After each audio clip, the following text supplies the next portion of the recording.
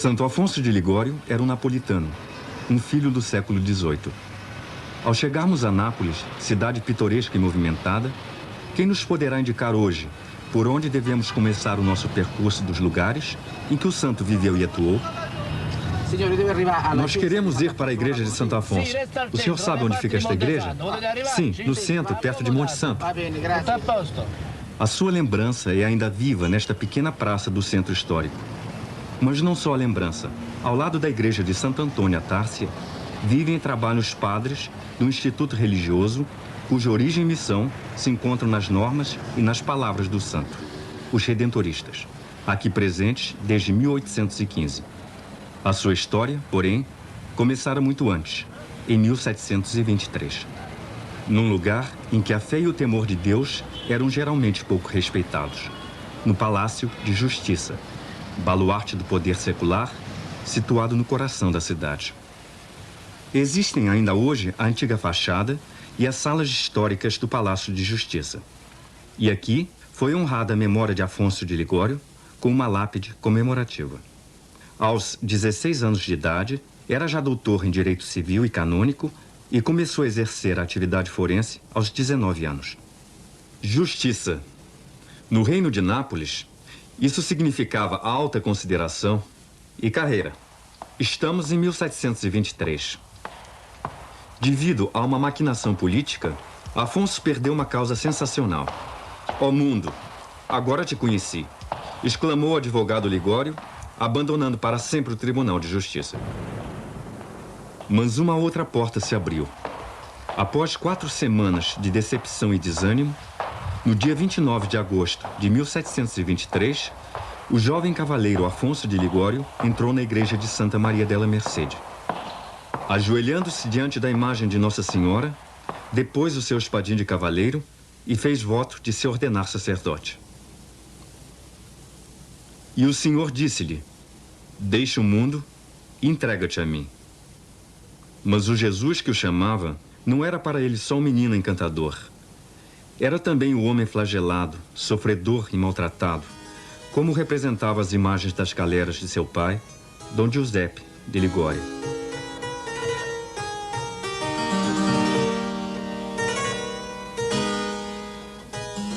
Ao princípio do século XVIII, Nápoles era o porto militar de uma frota que se mobilizava, sobretudo, contra os ataques muçulmanos. Um dos capitães dessas galeras era Dom Giuseppe de Ligório, que de simples oficial chegara a ser comandante. No dia 17 de setembro de 1696, sua mulher, Dona Ana Cavalieri, deu à luz a um menino. Na sacristia da igreja de Santa Maria dei Vergini, conserva-se o livro dos batizados. O sacerdote mostra-nos o último registro do mês de setembro de 1696. No dia 29 de setembro de 1696, foi batizado por mim, Padre Giuseppe del Mastro Alfonso Maria de Ligório. 100 anos mais tarde, foram acrescentados alguns averbamentos. Beatificado, canonizado, declarado doutor da igreja. Aqui, em Marianella, perto de Nápoles, na casa de campo dos Ligório, foi criado Afonso como primogênito. Visitando as dependências do palácio ainda existentes, podemos imaginar facilmente o bem-estar em que vivia esta família nobre. Dom Giuseppe Ligório decidiu que Afonso estudasse em casa. Aos 12 anos, dominava já as ciências humanísticas, a filosofia, o latim. Recebeu lições particulares do famoso pintor Francesco Solimena e do não menos célebre músico Caetano Greco. Seu pai, ambicioso e severo, queria que o primogênito viesse a ser cosmopolita, homem de sucesso, nobre e livre. Como o jovem aristocrata representado neste quadro, que se conserva em Marianella. Para Afonso, porém, era uma jaula dourada que sentia dever abandonar. Começou a dedicar-se aos pobres e aos desprezados, transferindo-se dos palácios para o Hospital dos Incuráveis, onde participava das dores humanas. Hospital que ainda existe e parece conservar a fisionomia daquele tempo, assim como as míseras vielas de Nápoles, que Afonso percorreu 2 séculos antes de nós, para se dedicar à assistência aos pobres e abandonados. Nem sequer a ira do pai conseguiu fazer com que Afonso desistisse de seus intentos. Ainda seminarista, colaborou na fundação das Capelas do Entardecer, onde os habitantes do bairro se reuniam para rezar e cantar cânticos sagrados. Essa obra existe ainda hoje, e não carece de significado o fato de alguns encontros se realizarem sempre no jardim da casa paterna de Afonso, em sua memória e em honra de Maria. Santo Afonso e a Madonna sempre insieme, porque Santo Afonso amava muito a Madonna. Para nós, Santo Afonso e Nossa Senhora estão sempre juntos, porque o santo amava muito a Nossa Senhora. O exemplo desse santo nos estimula a estar unidos a Nossa Senhora e a rezar para ela. Nós de Marianella estamos sempre presentes quando são organizadas festas em honra de Nossa Senhora. Entrando no seminário em outubro de 1723, Afonso vai se afastando cada vez mais da casa paterna. Das videiras do quintal de Marianella parte um caminho que o leva a outra vinha, a vinha do Senhor. No dia 21 de dezembro de 1726, Afonso é ordenado sacerdote na Catedral de Nápoles. E Jesus chamou a si aqueles que amava, e eles foram com ele. Ficariam com ele para serem enviados a pregar. Em 1730, Afonso desembarcou com 5 amigos seus na enseada de Minore, na costa amalfitana. Afonso tornara-se um dos pregadores mais famosos de Nápoles. Pertencia à Associação das Missões Apostólicas, chamada dos Ilustríssimos. Fizera voto de não perder nem um minuto de tempo. Mas agora, encontrando-se completamente esgotado, em perigo de morte, o médico manda-o para as montanhas, para que se estabeleça. Na Serra de Santa Maria dei Monte, Afonso vai encontrar homens que, econômica, cultural e religiosamente, ainda estão mais abandonados do que os mais pobres dos pobres de Nápoles. Eram os pastores e os cabreiros. Perguntamos a um pastor que passa por nós: Santo Afonso, este nome diz-lhe alguma coisa? Sim, pessoalmente não l'ho conosciuto, mas dai miei nonni l'ho sentito dire que Sim, veniva qua su. eu não o conheci pessoalmente, mas ouvi de meus avós que ele pregava aqui em cima, que ensinava o catequismo naquela pequena igreja e que celebrava a missa aqui o dia inteiro com a gente. Com loro, que tutta la giornata trascorreva insieme a loro, com le pecore. Aqui viveu Afonso a sua segunda conversão. Aqui lhe veio a ideia de fundar uma congregação religiosa que deveria dedicar-se ao cuidado das almas destes pobres e abandonados. A imagem milagrosa de Santa Maria dei Monte é hoje venerada na capela do convento dos Redentoristas, em Scala, uma povoação que virá a ser de importância fundamental para Afonso e para a sua congregação. Depois de haver passado outros 2 anos em Nápoles, Afonso abandonou para sempre a sua cidade natal no dia 2 de novembro de 1732. Cavalgando um jumento, à montada dos pobres, foge para Scala sem se despedir de ninguém. Nessa pequena cidade, sobranceira Amalfi, havia sido fundada um ano antes uma comunidade irmã, a Ordem Religiosa das Irmãs Redentoristas. As Irmãs Redentoristas são uma ordem contemplativa que se propõe à imitação fiel da vida de Cristo.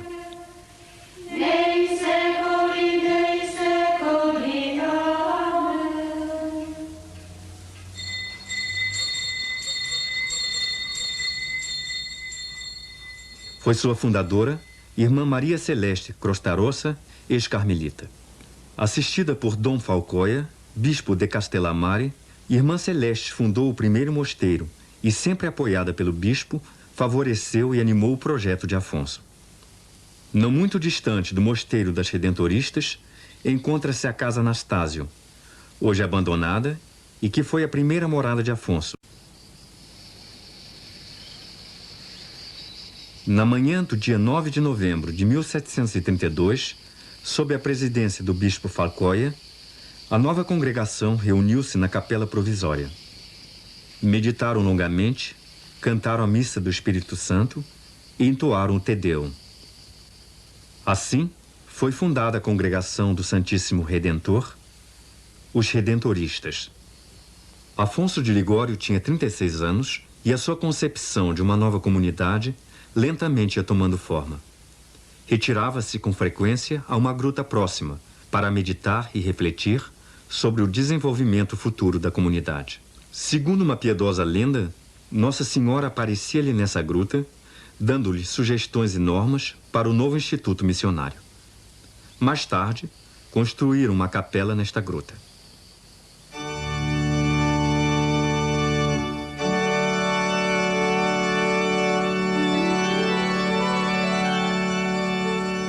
A meados de dezembro de 1732, começou na Catedral de Scala a primeira missão contínua do novo grupo de missionários. As palavras de Afonso contêm já a definição do seu apostolado. Se o pecado do homem é grande, o dom da redenção é muito maior. Seja-me, pois, permitido exclamar também: alegrai-vos, filhos de Adão. Alegrai-vos e não estejais abatidos. Não tenhas medo se sois fraco e não sabeis como repelir o inimigo. Não tenhas medo, porque Deus, Ele próprio, virá redimir-vos.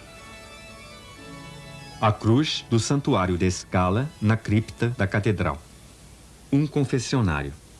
Meditação e penitência levam à reconciliação com Deus, conosco mesmos e com o próximo. Juntamente com a pregação e o sacrifício da missa, a confissão era para Afonso o momento em que a redenção divina se concede ao crente. Tramonte, um vale perdido perto de Scala. Para nós, visitantes, constitui um espetáculo de rara beleza, um panorama maravilhoso sobre a costa amalfitana. Para Afonso e seus companheiros, era a terra de missão. O novo método missionário foi posto à prova nas 12 paróquias e teve êxito. Igreja de São Pedro Apóstolo, em Filino. A gente acorre com entusiasmo ao ouvir os missionários. E o mesmo acontece em Campínola, Pietre, Gete e noutras povoações.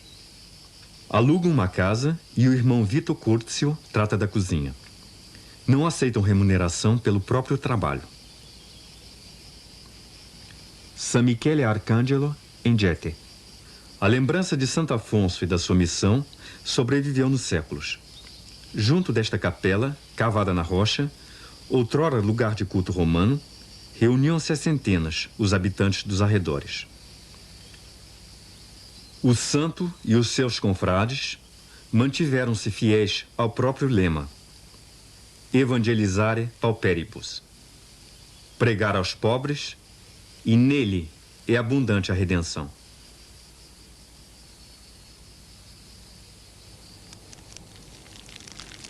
A Casa Anastásio permaneceu sempre a primeira casa da comunidade religiosa, o centro e ponto de encontro onde ela sempre voltava a reunir-se.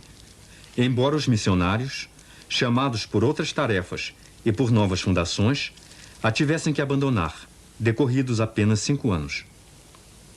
Ao partirem, deixaram gravado no muro, ao lado da estufa, o escudo da congregação e uma data: Anno Domini 1738. Entretanto, Afonso encontrara uma nova sede, da qual esperava muito. Vila degli Schiavi, hoje Vila Liberi, pequena povoação perto de Caiazzo, que permaneceu inalterada nos séculos.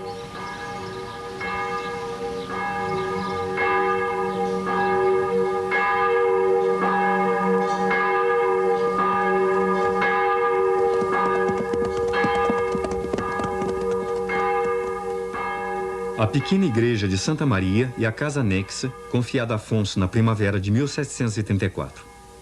Santo Afonso queria transformá-la num verdadeiro convento e em centro de exercícios espirituais. Era aqui também a sede do noviciado. Afonso deu logo início à sua característica cura de almas, ou seja, a missão contínua. Meditação ao povo todas as manhãs e, à tarde, visita ao Santíssimo Sacramento, pregação e catecismo.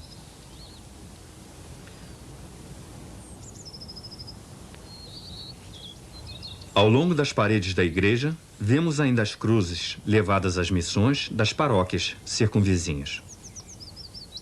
Mas as suas esperanças e projetos não se puderam realizar em Vila degli Schiavi. Passados 3 anos, após uma série de intrigas, ameaças e até agressões ao convento, os missionários tiveram que abandonar este lugar para sempre. Os vales, à volta de Tiorani, apresentam-se ainda hoje tão tranquilos como naquela manhã do dia 4 de março de 1736, dia em que começou nestes lugares a missão dos redentoristas. E aqui, Afonso continua a ser festejado todos os anos, precisamente como há 250 anos.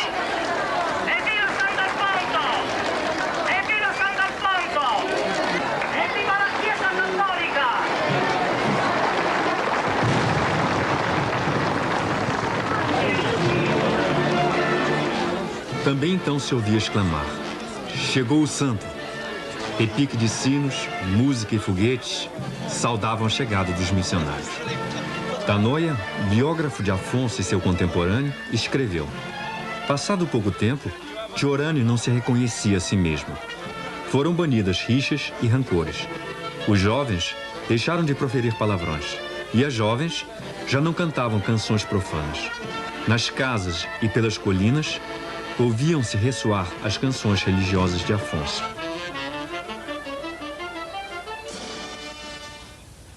Igreja Paroquial de San Nicola. Podemos imaginar facilmente como no dia 4 de março de 1736, os padres foram solenemente acompanhados a esta igreja, como o Santo Afonso subiu ao púlpito para anunciar a grande missão, que todavia não acabaria aqui em Tiorani. Até há poucos anos, teríamos podido visitar esta sede da missão na sua forma originária, bem como o convento, que o povo construiu com entusiasmo, segundo o projeto do próprio Santo Afonso. Mas no dia 23 de novembro de 1980, às 7h30 da tarde,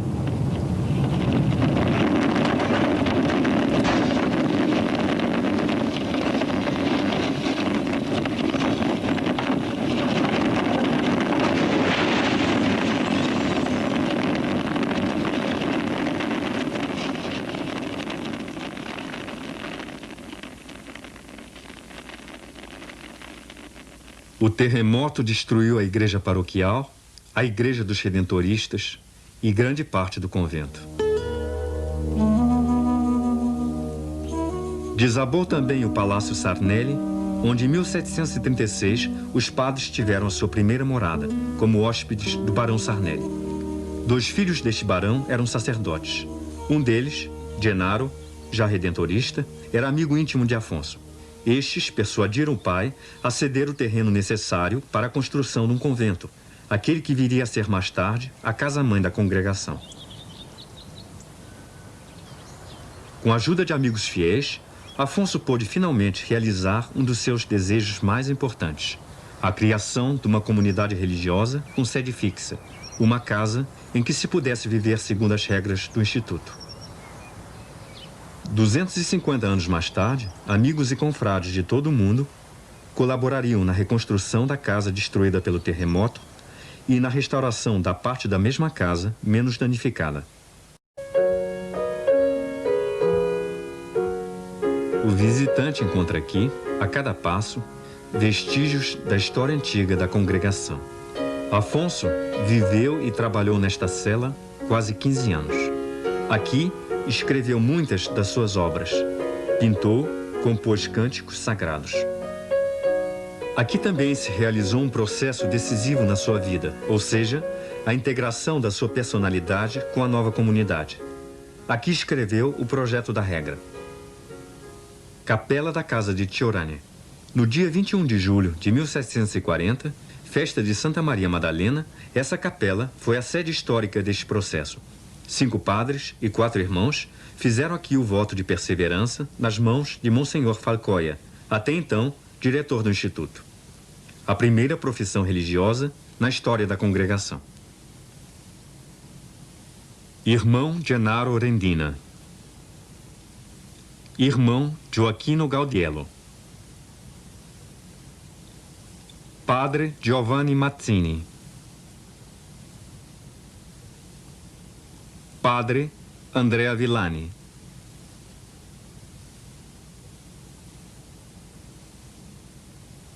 Padre Alfonso de Ligori.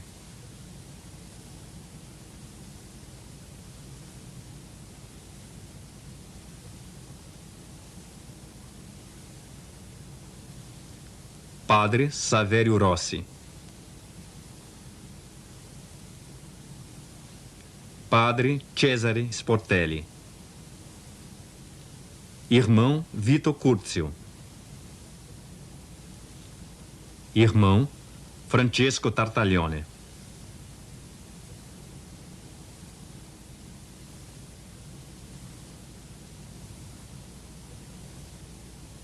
Ajudado pela divina graça, mediante o sangue de Jesus Cristo, prometo e faço voto de perseverar até a morte nesta santa congregação do Santíssimo Salvador.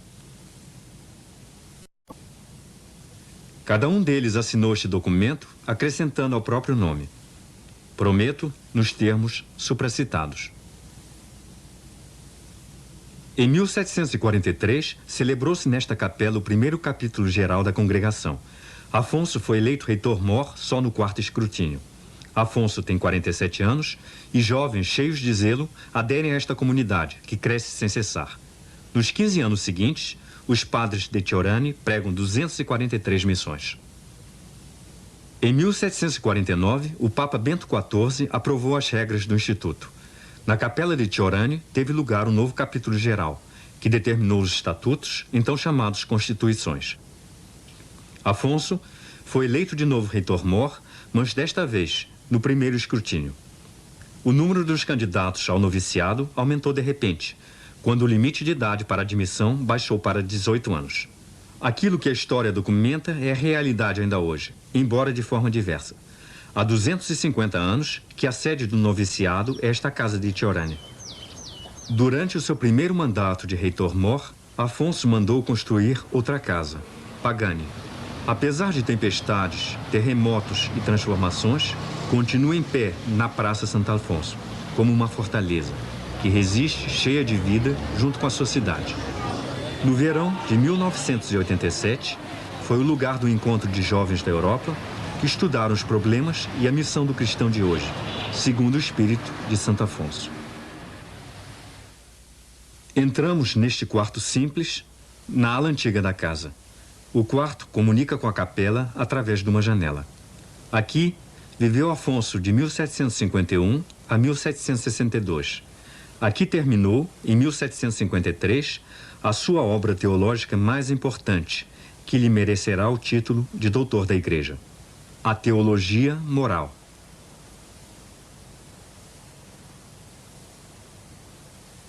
Afonso, escritor. Em 1768, escreveu uma das suas obras-primas, A Prática de Amar a Jesus Cristo. Diante dos olhos, o quadro de Cristo na cruz, pintado por ele aos 23 anos, e a antiga lembrança das estátuas lancinantes e ensanguentadas da galera do comandante Dom Giuseppe de Ligório. Aos 64 anos, compôs ao cravo o comovedor dueto Entre a Alma e Jesus Cristo. Aonde vais, meu Jesus? Vou a morrer por ti. Vais então a morrer por mim, meu Deus amado? Quero ir contigo. Quero morrer contigo. Tu ficas em paz e compreende o meu amor por ti. E quando eu estiver morto, lembra-te de mim. Em frente do quadro de Jesus crucificado, mas muito diferente, a tela de Nossa Senhora, por ele pintada, por ele celebrada nos seus livros e venerada nas suas canções.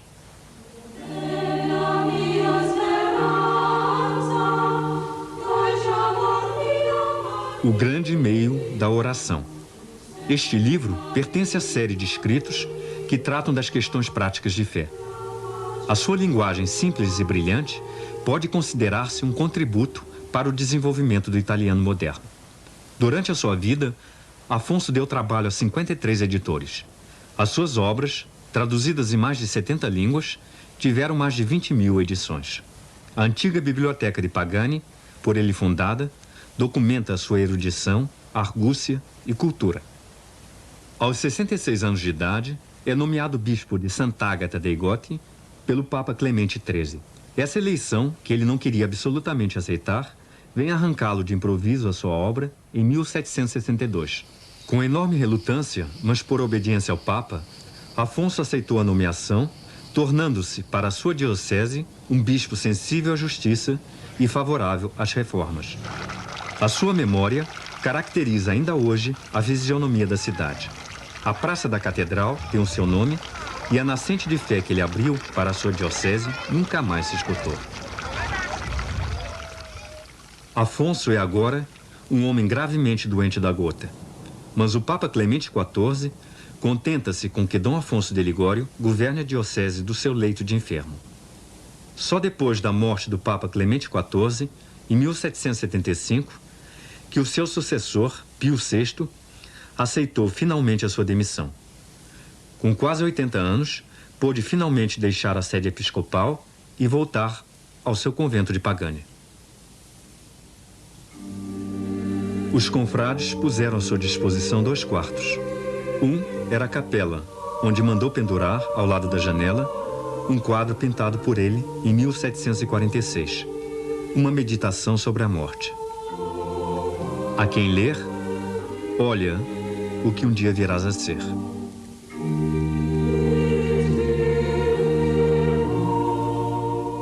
Ao lado, um pequeno aposento, quarto de dormir e de trabalho.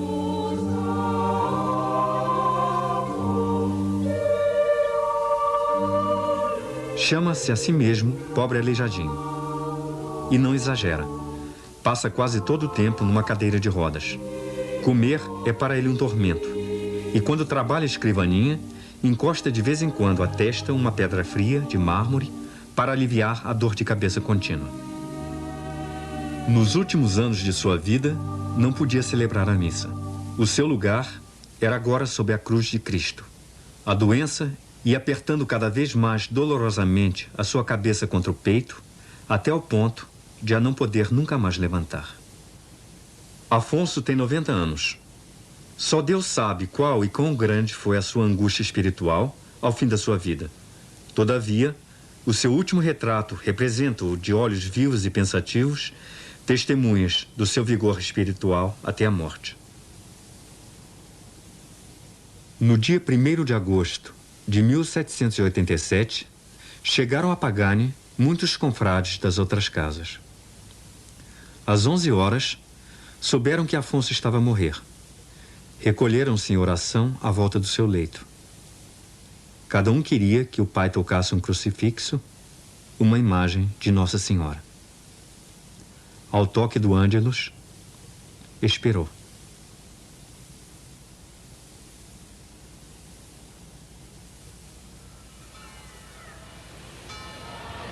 Séculos mais tarde, Pagani, dia 1º de agosto, ao meio-dia, ressoam as badaladas do Ângelus. Quando Afonso morreu, em 1787, a notícia da sua morte difundiu-se instantaneamente por toda a cidade. Morreu o santo! Uma multidão enorme acorreu ao convento.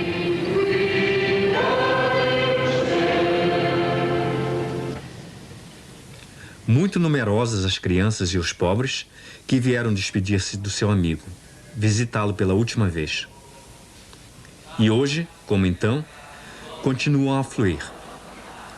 Não esquecem seu amigo e pai.